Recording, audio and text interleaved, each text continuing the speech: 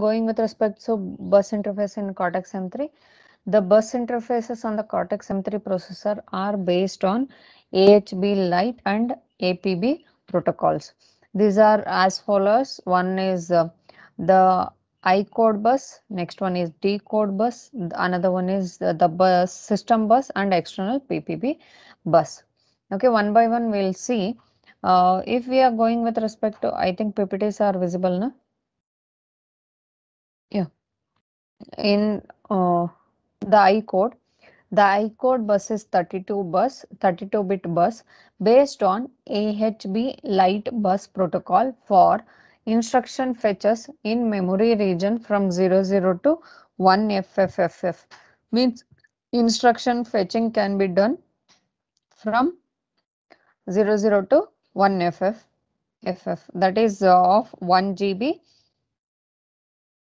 size of code memory area. From that code memory area only you can access the data from this amount of memory.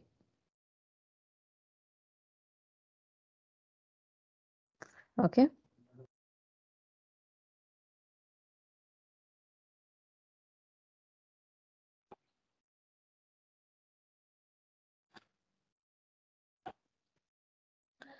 This AHB bus is advanced high performance bus where you can access the data or access the 32-bit of bit instructions in fast way.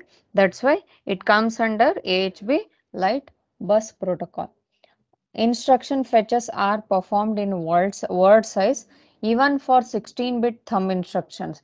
If you want to transmit the 16-bit thumb instruction also, you have to transmit the whole data, that is 16-bit data in 32-bit size of memory area, because whatever the data transmissions we are seeing, always it will be in the form of 32-bit data transmission. For that reason, if you want to transmit a 16-bit thumb instructions also, you need to transmit 32-bit data. How we can transmit it? 16-bit should be in the least significant bit part and the most significant 16 bits are there, no? That should be given with all zero values. Then you can transmit it. You have to convert the 16-bit instructions into 32-bit and then transmit it. Therefore, during execution, the CPU core could fetch up to 2 thumb instruction at a time.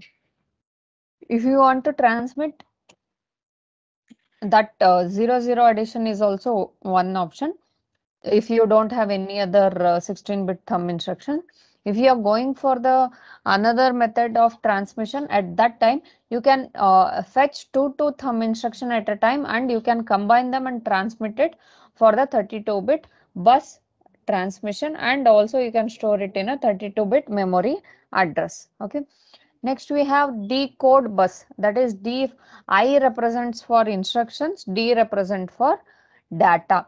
Whenever we are fetching the data from, instructions from the code memory, that uses the I code bus.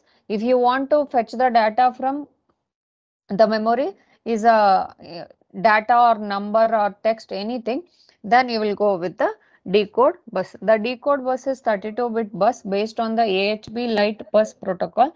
It is used for data access in memory regions from 00 to 1FFF. Okay. This decode bus also have a connection with the code memory where you will be taking out the data or information from your code memory, but you won't take the instructions in this bus. You will take only data from this bus. Although Cortex M3 processor supports unaligned transfers, you won't get any unaligned transfer on this bus because the bus interface on the processor core converts the unaligned transfer into aligned transfer for you. Whenever you are checking with respect to decode bus, always in Cortex M3 it is unaligned transfer, means it won't wait for any of the other data, it won't wait for the previous data transmission completion, nothing.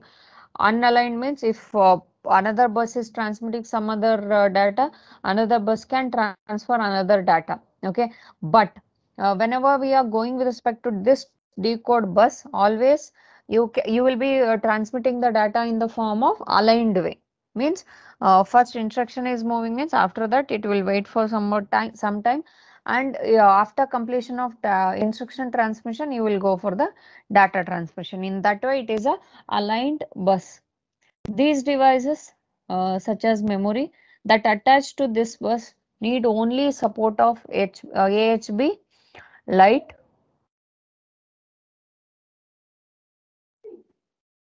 aligned transfers. Next, we have system bus.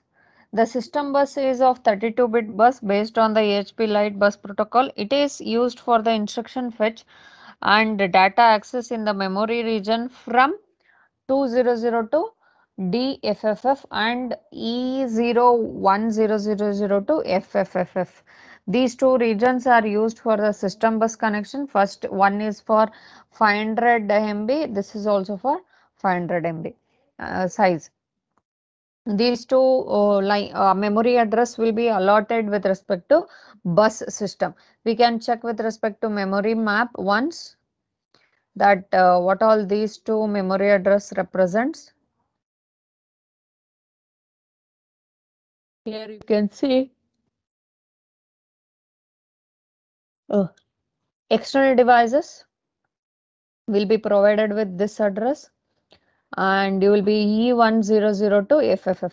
These two address areas, that is for external device and vendor specific, these two areas will provide the transmission of information through system bus. Okay, that is from here, I think 2002 DFF or D11, I think. 1 second.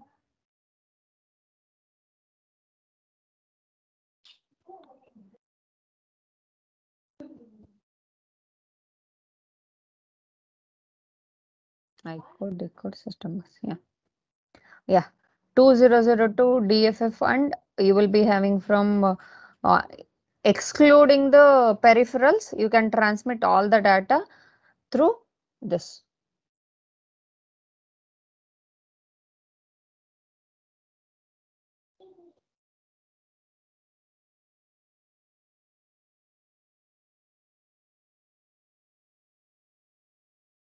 Yeah. That is related to the memory areas where system bus will be used to transmit the data. From 00 to 1FFF, you have a code data transmission, code area. That is for I code and decode bus interface will be there for that memory area.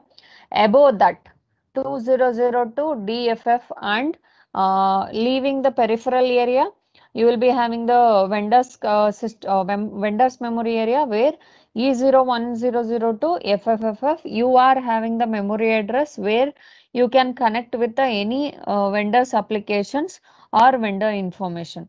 Okay, these two memory spaces will be transmitting the data using the system bus. Similar to decode bus, all the transfer on the system bus are aligned. Always here also it is aligned, means after transmission of instructions or whenever the data is needed, at that time only you have to transmit the data from system buses. Okay, that is related to aligned, means it is dependent on some other instructions or some other information.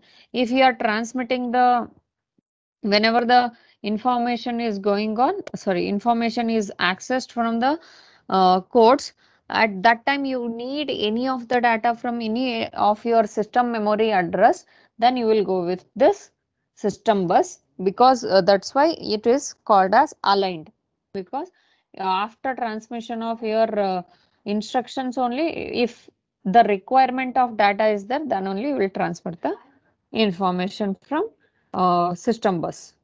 External PPB.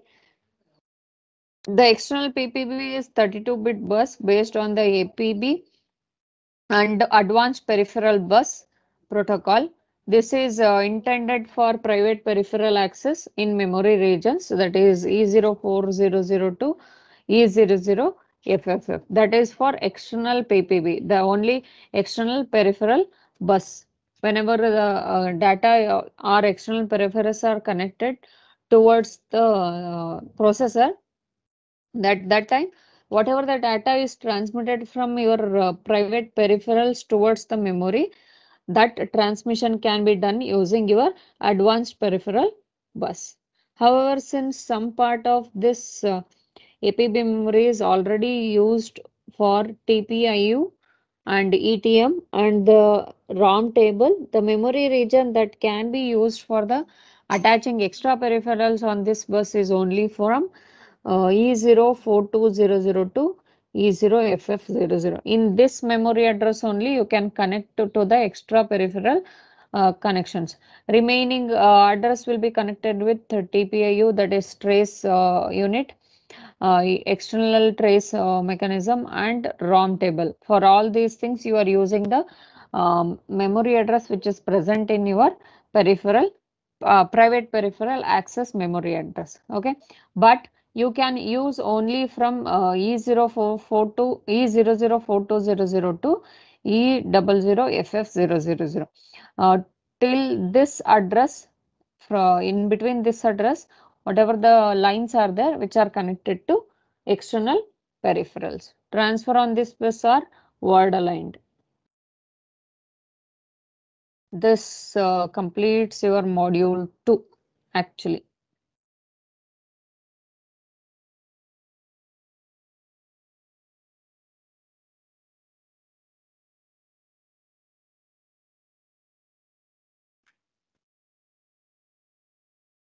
Once I'll repeat with respect to all the review, I'll review it with respect to full module 2, that is related to memory mapping, bitband operations and CMSIC. That is fully related to module 2. In this memory system features overview, first we have to see that how memory is divided and how they are allotted with respect to the information, means what information has to be stored in what memory address. In that way we have to check. Okay, and in this first we have to see that two type of memory transmission or data transmission is available. One is 32-bit data transmission and one is bit band transmission. 32-bit transmission means overall data which is present in your address is actually 32-bit data. That data has, if it is transmitted in a whole block, then it is called as memory data transmission. If you are transmitting bit by bit or altering the data bit by bit, then you will go with the bit band operation. Okay, bit band operation. For this bit band operation, you have two memory addresses, memory regions, that is bit band operation. Another one is bit band alias region. Okay, related to that later I'll review it. Okay, and in this you are seeing only with respect to Cortex M3 architecture how we can store the data, and here both are possible, that is little endian and big endian. Any type of storage is possible. If you want to store the data, see, the least significant bit is given with the least significant bit of the data storage, then it is little endian. If you are going with respect to the least significant bit is allotted to the MSB bit, most significant bit, then means you are reversing the order of data storage, then it is called as the big endian memory representation. Okay, here memory maps, you have a fixed memory map with respect to all the different type of data storage, means for peripheral separate, for external data it is separate, for code Ma'am, memory can it you is send the separate. notes at the last, ma'am? Yes, I'll send. And also you can get the notes and PPT in this group only. I'll put the notes. Okay, I'll put the Yes, notes ma'am. and I'll give the link also, no problem. PPT also I'll put, don't worry about that. Okay, Yes, ma'am. yeah, okay. And some of the memory locations are, sorry,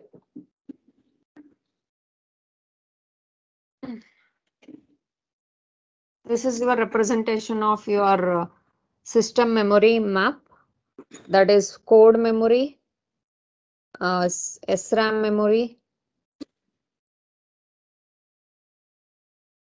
peripherals, external RAM, external devices, private peripheral bus interface internal, and private peripheral bus for debug and external. And vendor specific, these are the different memory addresses where and all you can store the data. Here code will be storing the actual instructions, which program you want to execute. SRAM is for data storage and execution of your program. Peripherals, whatever the internal or external peripherals, if you are connecting to the Cortex M3, that is for peripherals. External RAM, the data which is needed or stored should be stored for the external devices which are connected to the Cortex M3. The external device information, and private peripheral bus for the internal peripherals. Next is for private peripheral bus for the external peripherals. Vendor specific, whenever the industrial person is using the Cortex M3, at that time vendor, whatever the data he want to put, or whatever the information he want to introduce towards the Cortex M3, then that space is used for your vendor specific information. Okay. And in detail, they have shown in peripherals what all the special registers are there, what are the special data should be are stored, and bit band regions and bit band alias regions are also given. First part is code. In SRAM and peripheral regions only you have bit band region and bit band alias region. That is for 32 megabit for bit band alias region, 1 megabit for bit band region. And in the same way for peripherals also same. And in private peripheral bus you have different special registers, that is ITM, DWT, FPB, and reserved NVIC. All those things are your special uh, connections or informations. ETM is embedded trace microcell. With respect to trace functions, what all the connections we have? DWT, data watch point and trace, data watch point and trace. Whenever you are going with respect to trace connection, the DWT is used. And ITM is instruction trace macrocell with respect to instructions. ITM is with respect to instruction, DWT is with respect to data transmission using a trace function. FPB is flash patch and breakpoint. Flash patch and breakpoints. Whenever you have a you have to stop the execution of the main program and you have to exit towards the function, and you have to exit from the main function and execute the interrupts. At that time you will go with FPB, that is fetch point and breakpoint. NVIC is nested vector interrupt controller.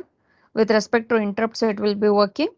And in the private peripheral external bus, you will be having TPIU, that is trace point interface unit, and embedded trace macrocell, that is ETM, external private peripheral buses, and ROM table. These are the connections where these are the information where you are going to store all the peripheral information which are connected externally. Okay, this is the in detail raw memory map explanation. With respect to memory, they have explained here.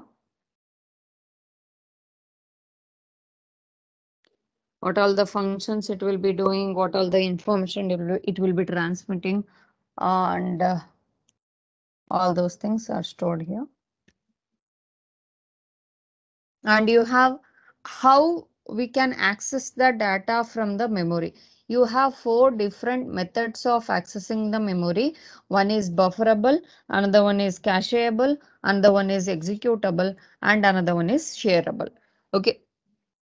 Bufferable means Intermediate storage means whenever you want to transmit this data, 132-bit data is there, but you want to transmit towards the main program or some other program, but still it is waiting for the transmission. At that time, intermediate memory area has to be taken and you have to store it there, and directly it can be taken from that buffered area to the execution instruction.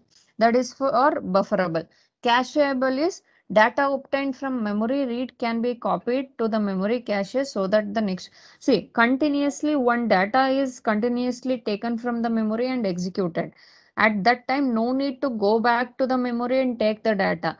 You can store the same data in the cache memory, and no need to go for the memory address. Directly from the cache, you can take that data and execute it. That is cacheable. Executable means what all the fetch and execute program codes are there, that is related to executable. Means if you are writing the instruction, that means you are executing the program. Shareable is data in this memory region could be shared by multiple bus masters. Sharing from one memory address to another memory address, or sharing from memory to the instruction execution, that is related to shareable. Everything they have given in what area we can store the code. In code region, what all things, it is a executable and bufferable. In SRAM also, it is bufferable and cacheable. In peripheral bus, it is access is non-cacheable and cannot execute the instructions. Okay, that is peripheral region. If you are going for that, can be bufferable or you can share it, that can be shareable. In the external RAM region, it is cacheable and you can execute the code also in external RAM region. And other part of external RAM region, it is also cacheable and executable. And external devices, it is non-bufferable and it is non-executable. It can be only shared. External device also same thing. And system region, the region is a private peripheral and vendor specific device, non-executable for the PPB memory range. The access are strongly ordered, non-cacheable, non-bufferable. For the vendor specific memory region, the access are bufferable and non-cacheable. The Cortex M3 memory map has a default configuration for memory access permissions. The Cortex M3 has a permission need to take the permissions when you are using the memory protection unit. Whenever the memory protection unit is used, you need to check with respect to this thing, permissions, how to get the levels also. If it is privileged level with respect to MPU, what all the regions you can access. If it is user level, what all the regions you can access. That is with respect to permissions.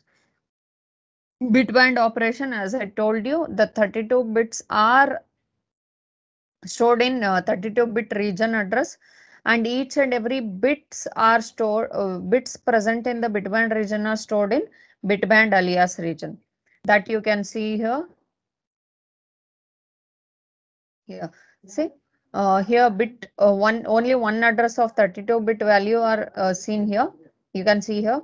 One least significant bit is stored in one address, another bit is stored in another address. In that way, you can align it and alias it with respect to the bitband alias region.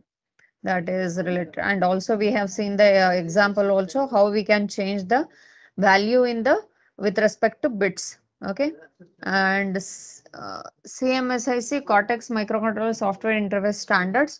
How we are going to interface with respect to standards of CMSIC. You will be having software area where application software, embedded operating systems and middleware are connected, and device drivers are stored in the as a library. It will be stored, and then microcontroller hardware are whenever hardware is generated or you are creating the hardware, at that time only you are going to do all these device driver libraries implementation into Cortex M3. Okay. standardizations and all. Organization of CMSIC with respect to MCU, with respect to CMSIC, RTOS and user. User will be accessing or transmitting only with respect to application code. In RTOS, real-time and middleware. In CMSIC, core peripheral function, middleware access function, device peripherals, peripheral registers and interrupter exceptional vector definitions. All those things you will get here. If you are going for microcontroller unit, processor core, system tick, NVIC, debugger, trace interface, other peripherals. That is your Cortex M3 processor actually. Okay. Functions we have seen. Advanced microcontroller bus architecture with respect to bus, how you have advanced high performance bus, that is AHB, advanced system bus, advanced peripheral bus, all those things are there. And in bus interface, you have 4 types, that is I code bus, data code, system bus, and external PPB bus.